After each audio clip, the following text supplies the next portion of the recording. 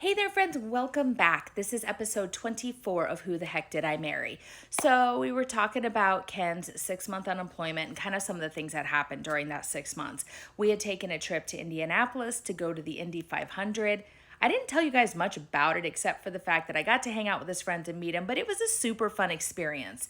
I equated it to something kind of like a Country Thunder or, some weekend long festival Coachella where everybody hangs out and kind of drinks and eats. And then we eventually went to the race, and that was very loud and a lot of fun.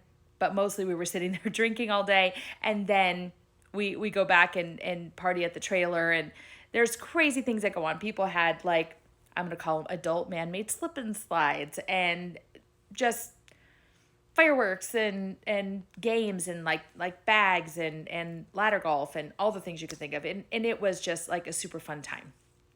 So we're kind of trying to connect, trying to get a little bit more on a personal, like intimate type level. And during that 6 month unemployment, Ken's looking for a job, but it's not necessary. There's no good leads. He won't take any job that comes along. Like I tried to get him to go just grab any job, but he wanted to wait for the right job. He was super afraid that he would not be able to get the, I'm going to call it, job of his dreams if he's working somewhere else and there's a gap. Anyways, 6 months unemployment. There were stressful things. Like I can recall him, I would call him on my way home from work. Hey, honey, I'm on my way home. Do you need anything? Do you have any ideas for dinner? So-and-so came over, one of his drinking buddies, and, he's been here since 12 o'clock, and we were working on the Mustang, but now, we're hungry and we're out of beer, so why don't you stop and get a 12-pack and then, or a 30-pack or something, and like some tacos. Okay, so then I was finding myself stopping, right? And his friends were over all the time. There was no obligation for like getting up in the morning. Didn't matter if you were hungover the next day. There was no requirements because he didn't have a job. I, though, had to get up every day, had to be to work, had to keep bringing the money in, had to keep paying the bills. Thursday night was always karaoke, and he somehow find himself at karaoke every single night. And I would say to him, I would be like, we can't afford for you to go to karaoke right now. Like, oh, my friends are going to buy my beer. It's going to be okay. And I was like, it costs you gas to get there. Like, that gas could get me to work. That gas could get you to an interview. Every dime counts right now. We're starting to pull it close. We've chipped away at our savings, and some of the bills, larger bills that we're trying to pay, like credit cards, those cards are starting to get tapped out because we're using them to pay our bills, and things are starting to get tight, and it's super stressing me out that, again, I'm the only one working, but yet he's got plenty of time to party and hang out with his friends. So while I'm putting pressure on not spending as much and not going out as much, he gets this brilliant idea. So remember when we needed to get the home equity line of credit to be able to put the down payment on our Avondale house, okay? Cottonwood house we had bought for $100,000, and we had got a home equity line of credit because we needed to put $30,000 down on our new Avondale house. Now, at the time, the Cottonwood house was evaluated at $170,000. Bank of America gave us an extra $30,000, so they gave us $100,000 as a home equity line of credit against that home. So we've got a $100,000 loan over here that now my parents are holding for us, but we're paying. And then we also have up to a $100,000 line of credit over here that at the time only had $30,000 on it because that was what we had paid way over here for the Avondale house. Okay. So he says to me, what if we consolidated all of our debt onto one payment? We pay off his car with the home equity line of credit. We pay off 2 credit cards that we had with the home equity line of credit. Put all of that there. So then we have one payment that has obviously the $30,000 Cottonwood house, whatever we had for the car.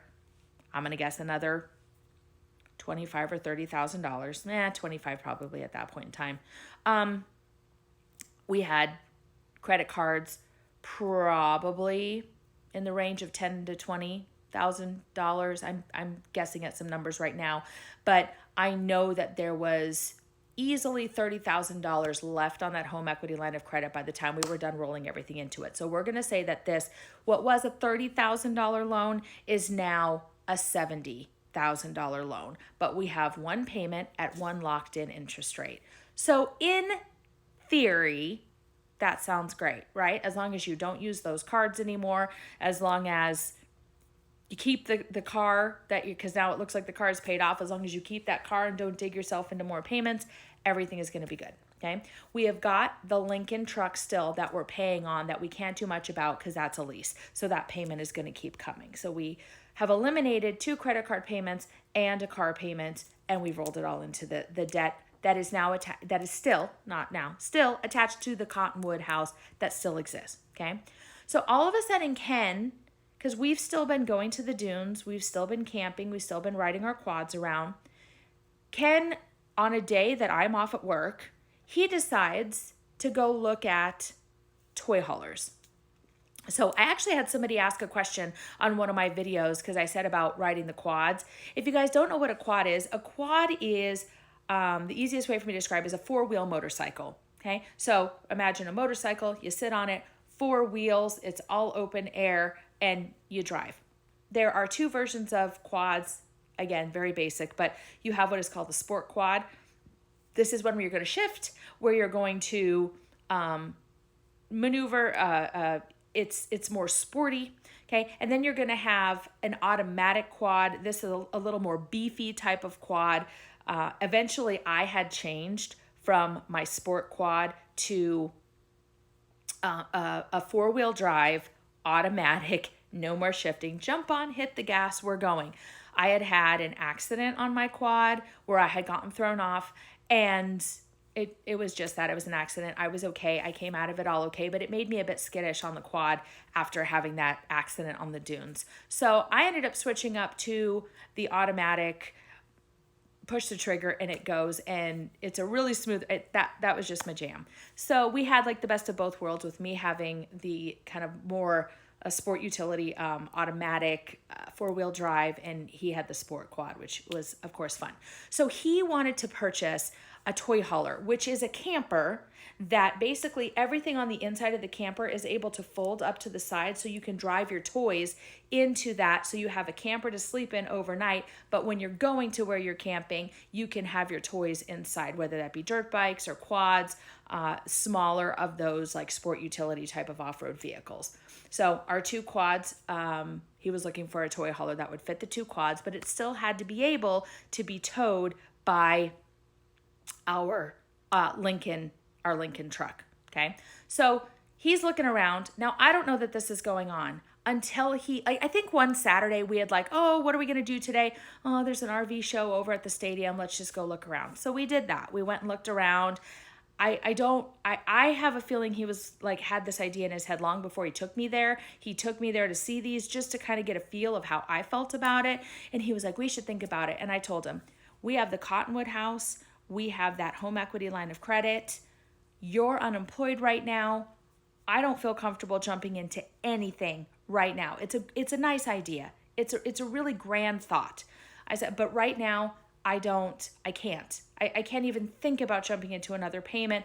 I'm going to find a job. It's going to be okay. I know you will. I know you will. And that's great. I really can't see us getting into any more debt for more toys that are not necessary right now in this situation. You know, okay. I said, but they're beautiful. They're fun. Of course I want to have fun and have a camper, but you know, it's not necessary in our lifestyle right now. You know, okay. Well, lo and behold, while I'm off at work one day, he goes to another RV dealership down the road from our house. There's like in Avondale, there's like a whole auto row, and there's RV dealerships in there. And so he goes there and he finds, like, I'm going to say the exact one we would need. So it is lightweight.